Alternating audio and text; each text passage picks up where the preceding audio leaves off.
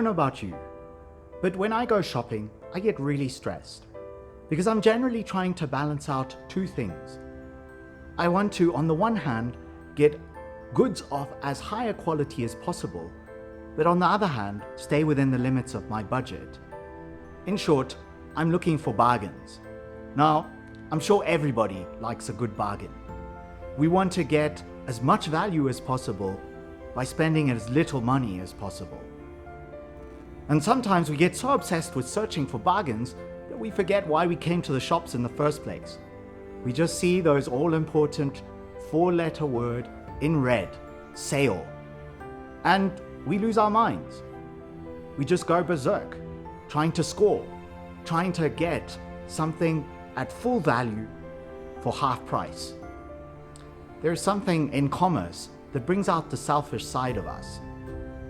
And so this aspect of commerce militates against the fundamental gratuity that underlies our religious faith. When we enter a church or a sacred space, we have to leave behind all of that desire to get high value with little effort. Because God simply doesn't function that way. We cannot make bargains with God. We cannot go to God and say, okay, God, I'll give you 2 hours on a Sunday and you give me your love and blessings. Because before we can even start such negotiations, God cuts us off and tells us, look, my love and my blessing are for free. Whether you give me 0 hours on a Sunday or 15 hours on a Sunday, you have my love and my blessings. We're told in the Gospel of Matthew that God makes God's rain shine, God makes God's sun shine on the good and on the bad. God's rain fall on the righteous and the unrighteous. However, God does say, if you want the full benefit of my blessings and my love, then you have to go all in. You can't give me 20%, 50%, or even 80%. I've gone all in for you. You need to go in all in for me. And so, while God's love and God's blessings are completely free for us, we also need to go in 100%. That's what religion and faith is all about. And so, this is why Jesus comes into the temple and disrupts the commerce that is going in, that has obscured the fundamental freeness, the fundamental gratuity of God's love and mercy. Jesus knows that his disruption of this commercial activity will not last long. Things will be restored back to normal within a few days, if not a few hours. Jesus' action is a symbolic action that falls straight within the line of many Old Testament prophets and their own prophetic symbolic actions. We might think of the prophet Hosea, who was instructed by God to marry a harlot to symbolize Israel's unfaithfulness to her husband Yahweh.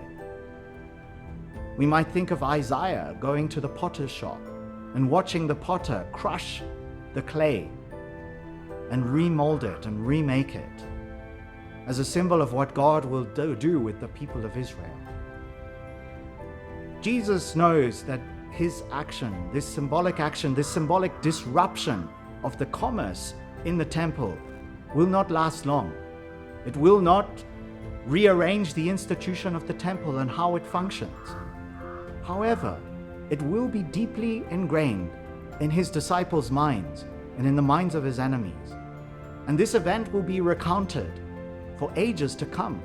We still remember it to this day as a warning to us not to let commerce obscure the freeness, the gratuity of God's mercy and God's love. This is why when we in church today start talking about money, we have this fundamental uneasiness within us. That uneasiness is a good thing.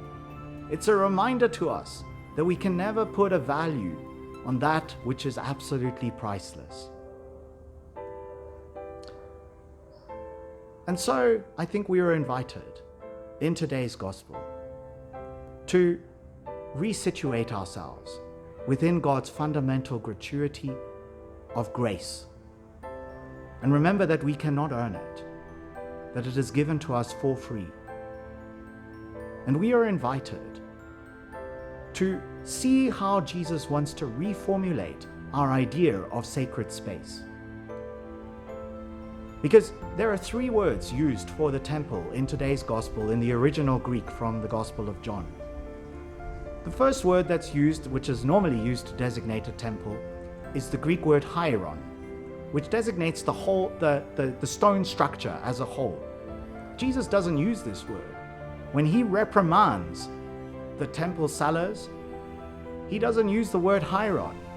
Notice what he says. He says, "You have made my Father's house into a marketplace." The word for house is oikos, which gives us the same word for economy. That's where our word economy comes from. It is a household. But it is a special economy, an economy of grace, because it is the house of God that operates. But I think that this does show something important to us, that where there are people, there will be an economy. Facebook knows this very well. Wherever there is a gathering, an assembly of people, there is money to be made.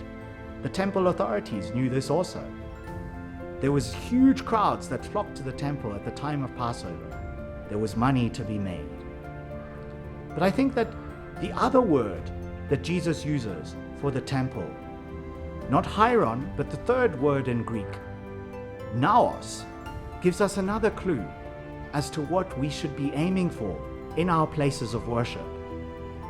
Because naos talks about only the Holy of Holies, the sanctuary.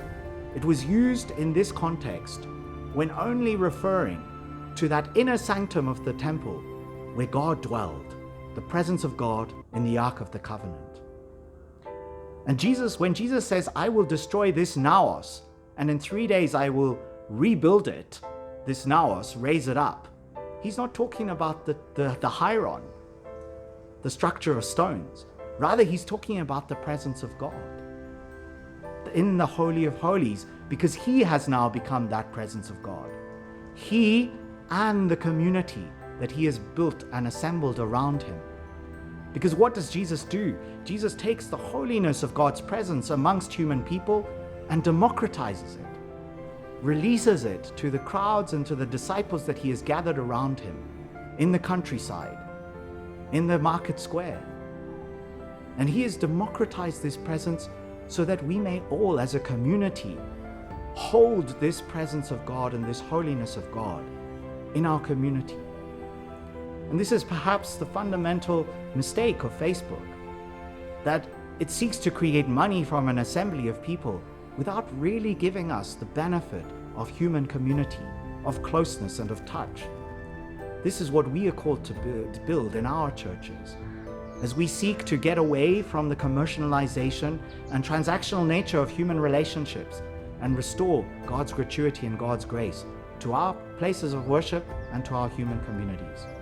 God bless and have a good day.